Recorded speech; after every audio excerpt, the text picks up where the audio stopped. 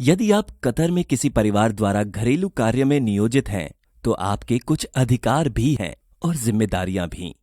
इन्हें 2017 के कानून 15 में सूचीबद्ध किया गया है, जिसे घरेलू श्रमिक कानून कहते हैं। इन अधिकारों और जिम्मेदारियों की जानकारी महत्वपूर्ण है। किसी आवश्यकता की स्थिति में सहायता अथवा सलाह के लिए आपको कहाँ जाना चाहिए, ये जानकारी महत्वपूर्ण है। ये स्मरण रहे कि नौकरी पाने के लिए आप किसी प्रकार के शुल्क या मूल्य का भुगतान ना करें। नियुक्ति एजेंट को आपसे किसी भी भुगतान की मांग का अधिकार नहीं है और आपका रोजगारदाता नियुक्ति शुल्क के पुनर्भुगतान के रूप में आपके मासिक वेतन से पैसे नहीं काट सकता। कार्य प्रारंभ करने से पूर्व आपको और आपके रोजगारदाता का रोजगार अनुबंध पर हस्ताक्षर अनिवार्य है। यदि आप किसी ऐसे देश में हैं जहां कतर वीजा केंद्र है, तो कतर आने से पूर्व आपको एक इलेक्ट्रॉनिक अनुबंध पर हस्ताक्षर करना चाहिए। ये महत्वपूर्ण है कि आप अपने अनुबंध को समझें। यदि जरूरत हो तो उसे समझने में अपने किसी मित्र का सहयोग लें। हस्ताक्षरित रोजगार अनुबंध की एक प्रति प्राप्त करना न भूलें। इसकी सुरक्षा भी सुनिश्चित करें। संभव हो तो इसकी एक तस्वीर खींच लें ताकि इसे खोने से बचाया जा सके। आपको अपना पासपोर्ट अपने पास रखने का अधिकार है। जब आप कार्य प्रारंभ करते हैं तो आपका कतर आईडी कार्ड जारी करने या उसे नवीनीकृत करने हेतु आपके रोजगारदाता को आपके पासपोर्ट की आवश्यकता हो सकती है, लेकिन काम पूरा होने के बाद इसे वापस करना अनिवार्य है। आपके रोजगारदाता आपका पासपोर्ट रख सकते हैं यदि आप उनसे लिखित रूप में ये अनुरोध करते हैं, लेकिन अगर आप वापस मांगते हैं तो उन्हें इसे वापस करना होगा। घर में आपके लिए एक उपयुक्त कमरा और भोजन की व्यवस्था करना रोजगारदाता के लिए अनिवार्य है।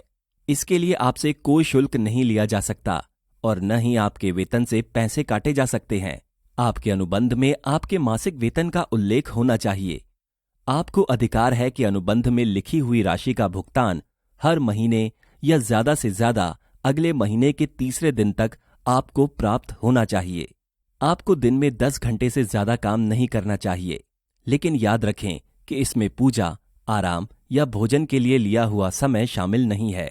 आपको सप्ताह में पूर्ण भुगतान के साथ एक पूरे दिन की छुट्टी का अधिकार है। छुट्टी वाले दिन आपको पूरा दिन आराम करने का अधिकार है, अगर आपने खुद उस दिन काम करने के लिए हामी नहीं भरी है। अगर आप छुट्टी का दिन घर से बाहर बिताना चाहते हैं तो अपने रोजगारदाता से इसके बारे में बात करें। यदि आपका स्वास्थ्य ठीक नहीं है तो तुरंत अपने रोजगारदाता को सूचित करें। आपको उचित चिकित्सा देखभाल प्रदान करने और उसके भुगतान की जिम्मेदारी रोजगारदाता की है। आपके रोजगारदाता को आपके लिए एक स्वास्थ्य कार्ड भी बनवाना चाहिए। इसके लिए आपसे कोई शुल्क नहीं लिया जा सकता। प्रति वर्ष आप 3 सप्ताह के वैतनिक अवकाश के हकदार हैं। अवकाश कब लेना चाहते हैं, इस विषय पर अपने रोजगारदाता से बात करें। अपनी पूरी वार्षिक छुट्टियों का उपयोग नहीं करने की स्थिति में आप इसे अगले वर्ष में स्थानांतरित कर सकते हैं। 2 वर्षों तक आप रोजगारदाता के साथ काम करने के उपरांत आपको अपने देश लौट जाने के लिए हवाई टिकट प्राप्त करने का अधिकार है। इसका पूर्ण भुगतान आपके रोजगारदाता द्वारा किया जाएगा।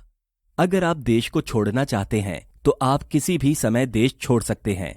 हालांकि आपको अपने योजना के बारे में अपने रोजगारदाता को 72 घंटे पूर्व में बताना होगा। आप ये मौखिक या लिखित कैसे भी अपने रोजगारदाता को बता सकते हैं।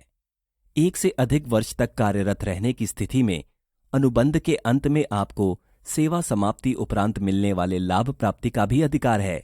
प्रत्येक वर्ष के सेवा के लिए आपको 3 सप्ताह का वेतन प्राप्त होना चाहिए। स्मरण रहे कि आपको अपना अनुबंध समाप्त करने का अधिकार है।